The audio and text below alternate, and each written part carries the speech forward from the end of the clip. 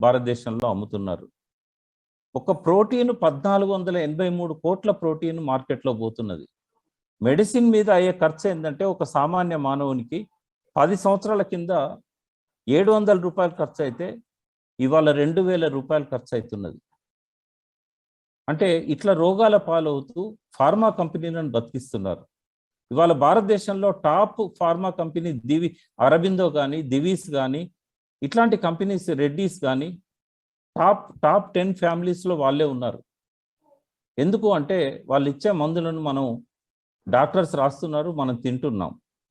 ₹1 తయారయ్యే ప్రోడక్ట్ను 4000 పెట్టి కొంటున్నాం, 3000 పెట్టి కొంటున్నాం, 300 పెట్టి కొంటున్నాం. ఇక్కడ ఎవరినైనా మన ప్రోడక్ట్స్ గురించి అడిగితే సంతూర్ కంటే ₹1 ఎక్కువ ఉన్నందుకు మీ ప్రోడక్ట్స్ కాస్ట్లీ అని చెప్తారు మన వాళ్ళు. కానీ రేపు హార్ట్ అటాక్ వచ్చిందని చెప్పి హాస్పిటల్ పోతే 40,000 ఇంజెక్షన్ ఇస్తాడు. బ్రెయిన్లో క్లాటింగ్ వచ్చిందనంటే 80,000 ఇంజెక్షన్ ఇస్తాడు.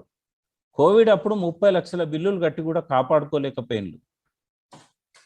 ఇవాళ ఒక 10 కిలోల చికెన్ కొనుక్కుంటే ఎంత ధర అవుతుంది, ఒక ½ కేజీ ప్రోటీన్ పౌడర్కి ఎంత ధర అవుతుంది లెక్కలేసుకొని చూడాలి. ఆ కోడి చికెన్తో వచ్చేది నాసిరకమైన ప్రోటీన్, ఇక్కడ ప్లాంట్ ప్రోటీన్ మనకు వచ్చేది. అవగాహన పెంచుకోండి, అర్థం చేసుకోండి. బ్రతకడానికి చెప్తున్నాను నేను. బ్రతకాలంటే ఇది ఒకటే దారి, వేరే దారులు లేవు.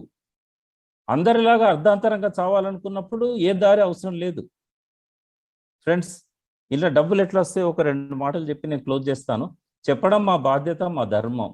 వింటారా వినరా అనేది మీ ఇష్టం. అది మీరు డెఫినెట్గా ముందుకు పోదలుచుకుంటే మీ చేయబట్టుకొని ముందుకు నడిపిస్తాం.